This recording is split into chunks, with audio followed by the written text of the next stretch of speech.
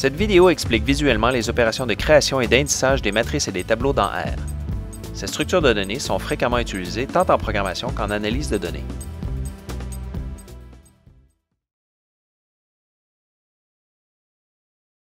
La principale commande pour créer des matrices est matrix, comme ici pour une matrice de 3 lignes et de 4 colonnes. R remplit la matrice de données en faisant varier la première dimension en premier, soit l'indice du numéro de ligne. Cela revient à remplir la matrice par colonne. Comme tout l'indissage dans R, celui des matrices s'effectue avec les crochets. Pour les matrices, nous devons spécifier là où les lignes et là où les colonnes à sélectionner, séparées par une virgule. Lorsqu'une dimension est laissée vide, tous les éléments de cette dimension sont sélectionnés.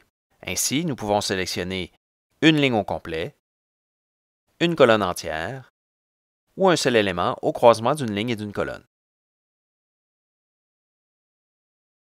Ces idées se généralisent aux tableaux, qui ne sont que des matrices à 3 dimensions et plus. La commande pour créer des tableaux est array.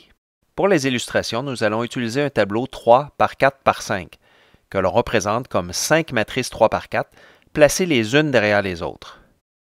Le principe de remplissage des matrices se transpose ici naturellement. R fait varier d'abord le numéro de ligne, puis le numéro de colonne, et enfin le numéro de matrice, la troisième dimension. Pour l'indissage des tableaux, nous pouvons utiliser de 1 à 3 coordonnées entre les crochets, toujours séparées par des virgules.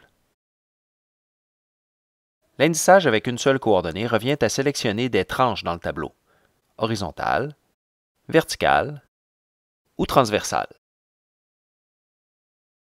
Avec 2 coordonnées, nous effectuons ce que j'appelle du carottage, un terme de géologie ou de foresterie. L'indissage sélectionne donc ici une carotte horizontale, une carotte verticale ou une carotte transversale.